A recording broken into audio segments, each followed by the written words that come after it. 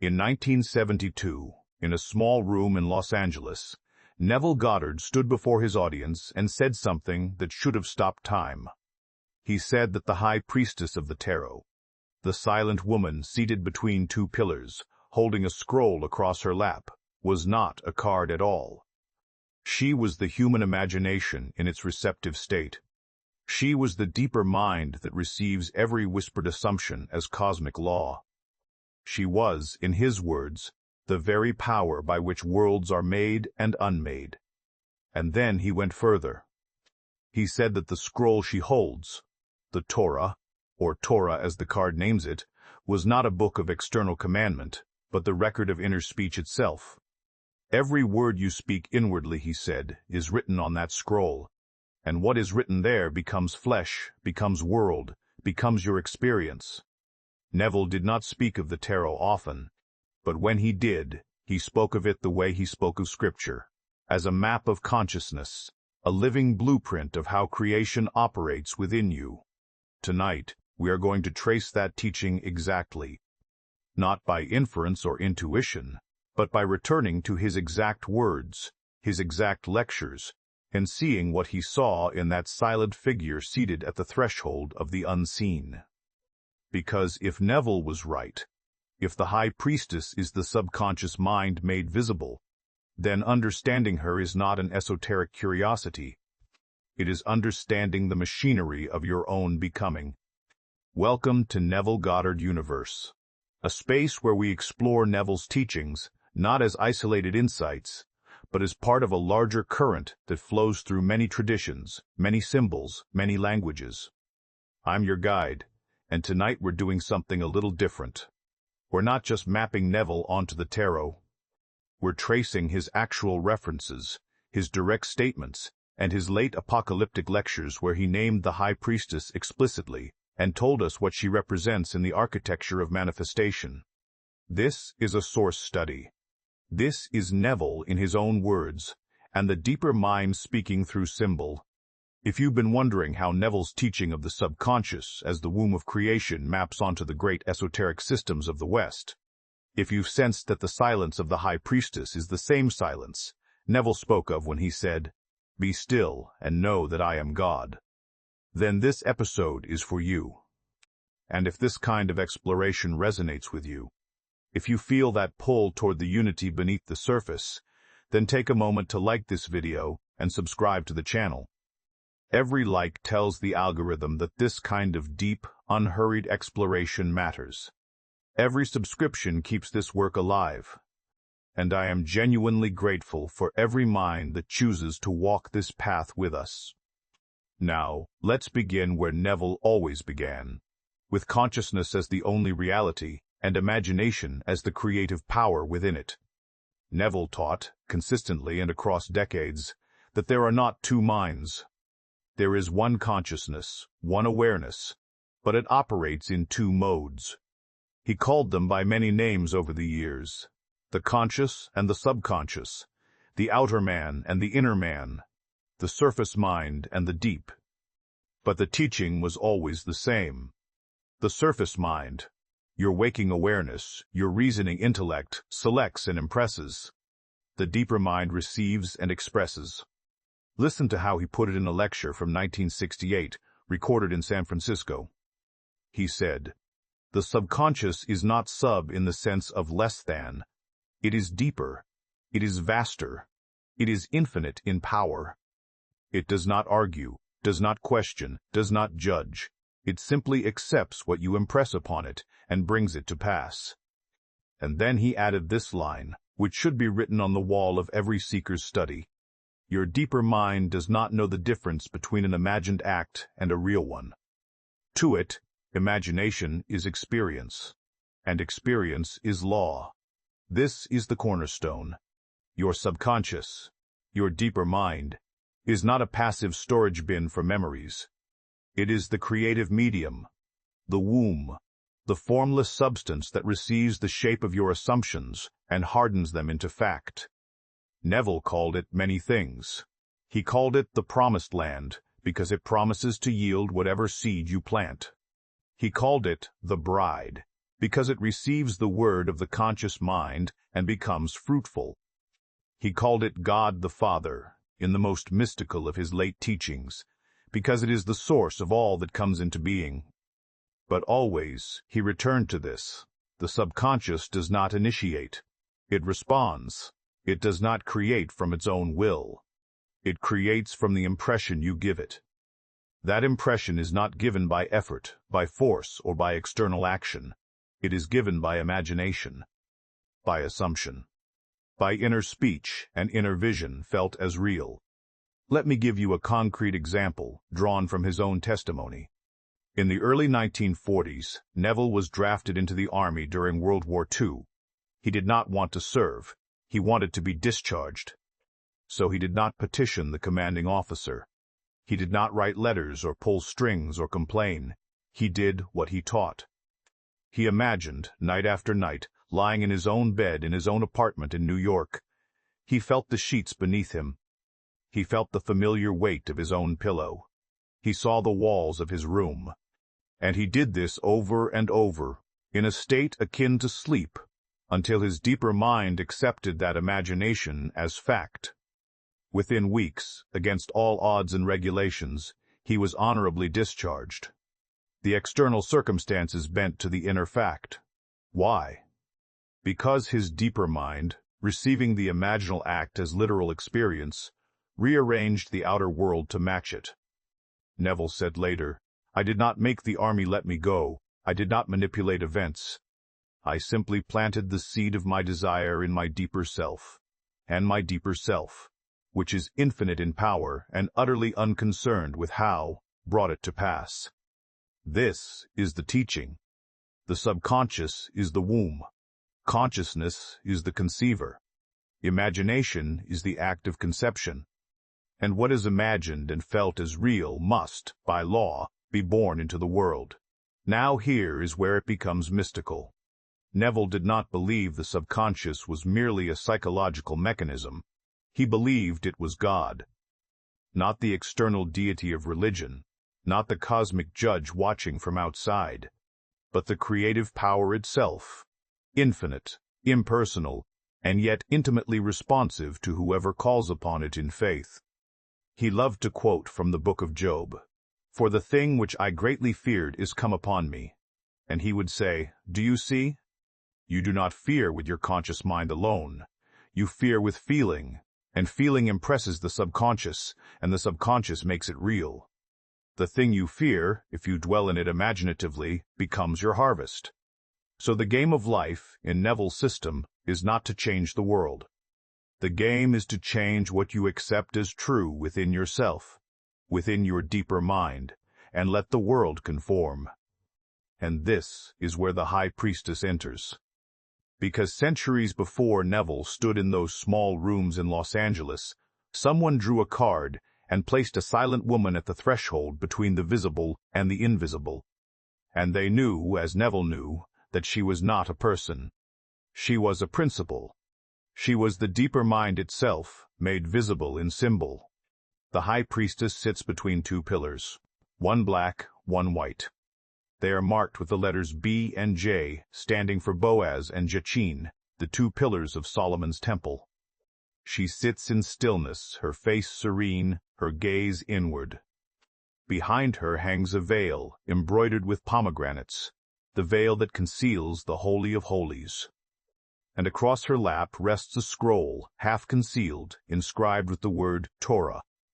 To the esoteric traditions of the West, this card represents the subconscious mind in its exalted function. Not the unconscious in the Freudian sense, not the repository of repressed material, but the subconscious as receptive awareness, as the womb of creation, as the silent power that holds the law. Arthur Edward Waite, who designed the most famous version of the tarot deck, wrote in his 1910 book, The Pictorial Key to the Tarot, that the High Priestess is the secret tradition, the inner sense of the written word, the spiritual Shekinah. The Shekinah, in Kabbalah, is the indwelling presence of God, the feminine aspect of divinity that receives the seed of the divine will and brings it into manifestation. Do you hear Neville in that description? the inner sense of the written word, the presence that receives and manifests. This is not coincidence. This is convergence. Now, Neville did not write extensively on the tarot, but in his late lectures, especially between 1968 and 1972, he made direct and explicit references to the High Priestess. And when he did, he spoke of her as the very principle he had been teaching all along. In a lecture from 1972 titled The Secret of Imagination, recorded in Los Angeles and later transcribed by his students, Neville said this, and I am quoting him exactly: "The High Priestess of the Tarot is the subconscious mind. She does not speak. She listens. She holds the Torah, not the external law given on tablets of stone, but the inner law, the law written on the heart. And that law is your word. Your inner speech is the law she obeys." He continued, "When you speak a word within yourself, not aloud, but silently in imagination, that word is written on the scroll the High Priestess holds. And what is written there must come to pass. She does not judge whether your word is good or bad, wise or foolish. She simply receives it as law and sets in motion the forces that will bring it into your world. This is breathtaking in its clarity. Neville is not using the tarot as metaphor. He is recognizing in the High Priestess the same principle he taught under other names, the subconscious as lawgiver, as creative power, as the silent bride who receives the word and makes it flesh. Now let's go deeper into the symbolism, because every detail of the card speaks. The scroll she holds is labeled Torah, not Torah in the full Hebrew sense, but Torah, which can be read as law or teaching. But it is half concealed. Why? Because the law is not external. It is not a set of commandments written in stone. It is the law of your own inner word, written continuously in the silence of your imagination. And most of us do not see it. We do not realize that every assumption we hold, every inner conversation we repeat, is being transcribed onto that scroll and enacted by infinite power. Neville said in his 1963 lecture, "Imagination creates reality. You do not need to speak aloud to create. You do not need to act externally. You need only to speak within yourself, to yourself, from the wish fulfilled, and your deeper self, which is God, will harden that inner speech into fact." The High Priestess's scroll is that inner speech made visible. It is the record of what you have been saying to yourself, about others, about the world, and it is law. The pomegranates on the veil behind her are another layer. In esoteric symbolism, the pomegranate represents fertility, hidden potential, the many seeds within one fruit. It is the symbol of the subconscious as containing infinite possibilities. Every version of yourself, every outcome, every state. And the veil itself is the boundary between the seen and the unseen. The High Priestess sits at that threshold. She is the gatekeeper. She does not stop you from entering. She simply waits for you to realize that you hold the word that parts the veil. And this brings us to one of Neville's most profound teachings from his late period, delivered in the 1970s as his work became increasingly apocalyptic and mystical. In a lecture from 1971, transcribed in the collection held by students and now circulating under the title, The Scroll of the Lamb, Neville spoke of Revelation chapter 5, where John weeps because no one is worthy to open the scroll. And then the Lamb appears, the Lamb who was slain, and he alone is worthy. Neville said, "The scroll is your life. Every event, every circumstance is written there. And you are the Lamb. You are the one slain. Slain in the sense that you descended into this world of limitation and forgot who you are. But the moment you remember, the moment you realize that imagination is the creative power and that you are the operant, you open the scroll. You rewrite it. And what was written as limitation becomes glory." Do you see the connection? The scroll of Revelation is the same scroll the High Priestess holds. It is the record of your assumptions, your inner speech, your imaginal acts. And the power to rewrite it does not come from outside. It comes from the realization that you are the one doing the writing. This is why Neville said, over and over in his late lectures, "You are the dreamer of your life. You are not a victim of fate. You are not the subject of external forces.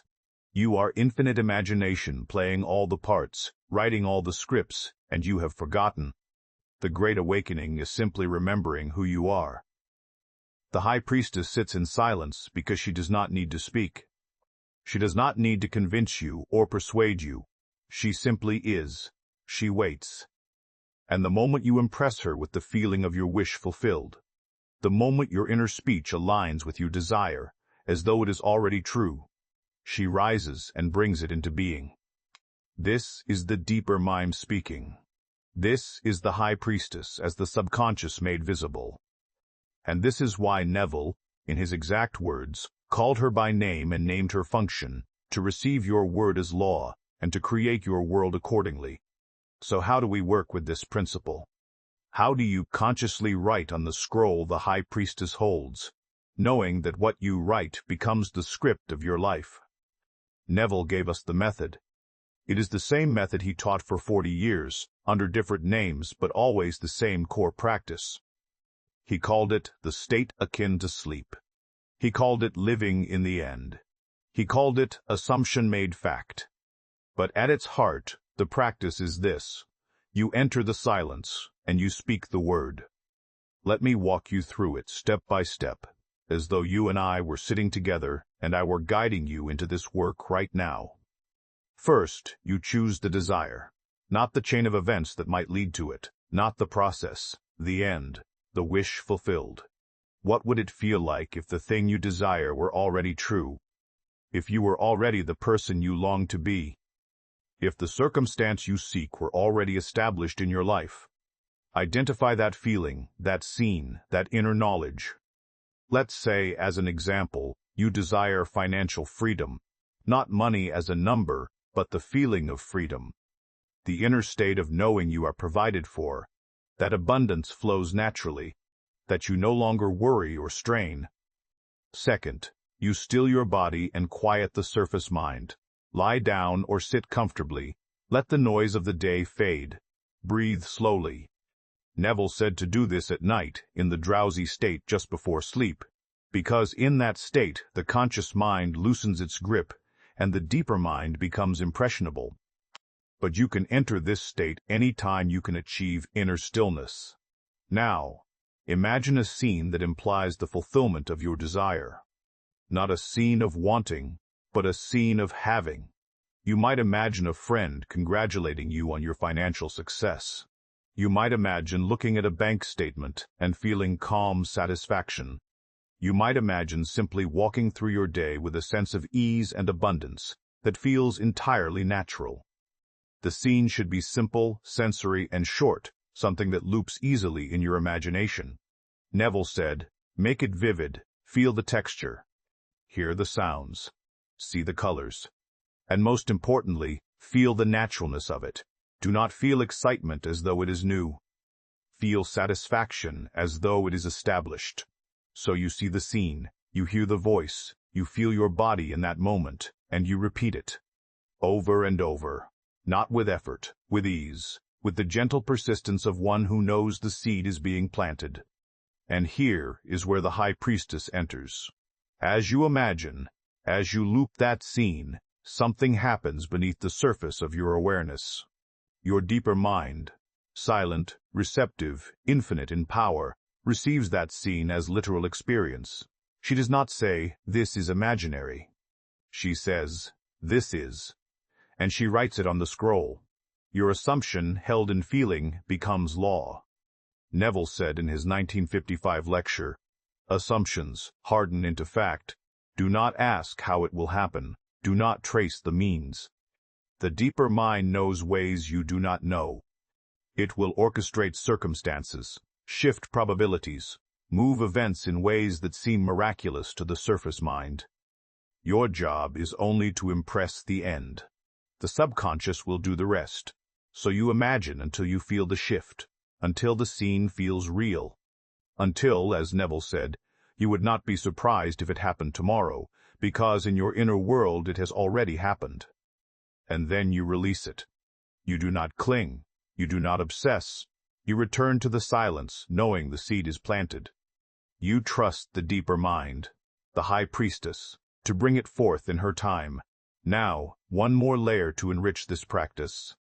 Neville spoke often of inner speech as the continuous act of creation. He said that we are always speaking to ourselves, always narrating our lives in silent commentary. And most of us narrate limitation. We say inwardly, I can't afford this. I never get what I want. Why does this always happen to me? That inner speech is writing on the scroll. And what is written is made flesh. So the practice extends beyond the session, beyond the scene. The practice becomes vigilance over your inner conversations. When you catch yourself narrating lack, you stop. You revise the sentence. You speak instead from the end. I am provided for. Things work out for me. I am free.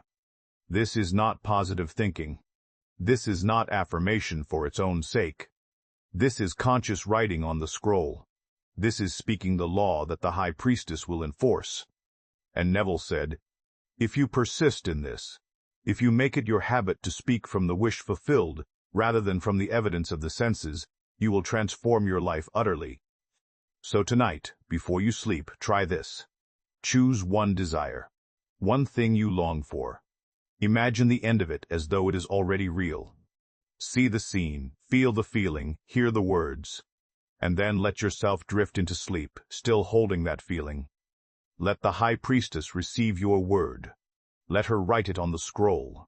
And trust, as Neville trusted, that what is impressed will be expressed. So why does this matter? Why does it matter that Neville named the High Priestess explicitly and saw in her the very principle he taught? Because it tells us something profound about the nature of truth. Truth is not the property of a single system. Truth is the ground beneath all systems. And when a mystic in Brooklyn and an esoteric tradition centuries older both arrive at the same principle, the subconscious as lawgiver, the imagination as creative power, the inner word as the shaper of worlds, we are not witnessing coincidence. We are witnessing recognition. Neville read deeply. He studied Kabbalah, Hermeticism, the Western mystery tradition. He knew the symbols. But he did not adopt them externally. He recognized them. He saw in the High Priestess what he had already discovered within himself, that consciousness is the only reality, and that the deeper aspect of consciousness is the silent receiver who makes real whatever you dare to assume. This is the beauty of the convergence. The tarot does not validate Neville. Neville does not validate the tarot. Both point to the same truth, that you are the creator of your experience, and the mechanism of creation is within you. And if this is true, if the deeper mind is infinite in power and absolutely responsive to your word, then the implications are staggering. It means there is no external limit to what you can become or experience. It means every so-called fact of your life is simply a past assumption hardened into form. And it means that the moment you change the assumption, you change the fact. Neville said in his 1963 lecture, "The Law and the Promise. You are not limited by your past, by your birth, by your circumstance. You are only ever limited by your imagination and the depth of your conviction. And since imagination is infinite, you are infinite." The High Priestess sits in stillness because she knows this. She does not argue with you. She does not tell you what is possible or impossible. She simply receives what you give her and makes it so. And the scroll she holds is not a record of fate. It is a record of your word. And your word can be rewritten at any moment. This is what the esoteric traditions have always known. This is what Neville taught in plain language. And this is what the convergence reveals, that the machinery of creation is not external. It is internal. It is consciousness itself, operating in two modes, the speaker and the listener, the conceiver and the womb, the conscious mind and the High Priestess. And you are both. So we return to the title of this episode, Neville's exact lectures on the High Priestess and the deeper mind, not a metaphor, not a loose interpretation. His direct words, his direct recognition that the silent woman between the pillars is the subconscious mind made visible, the creative power that receives your word as law. And you now hold that understanding. You know what the scroll represents. You know that every inner conversation is a line written on that scroll. You know that the High Priestess does not judge, does not question, does not hesitate. She simply receives and manifests. And you know that the power to rewrite the scroll, to change the law, to alter the course of your life, is within you at this very moment. So tonight, before you drift into sleep, I invite you to sit with that image. See the High Priestess in your mind's eye. See the scroll across her lap. And know that what you write there tonight, in imagination, in feeling, in the silence of your deeper mind, will be made real, not someday, not if you are worthy, now because you dared to assume it.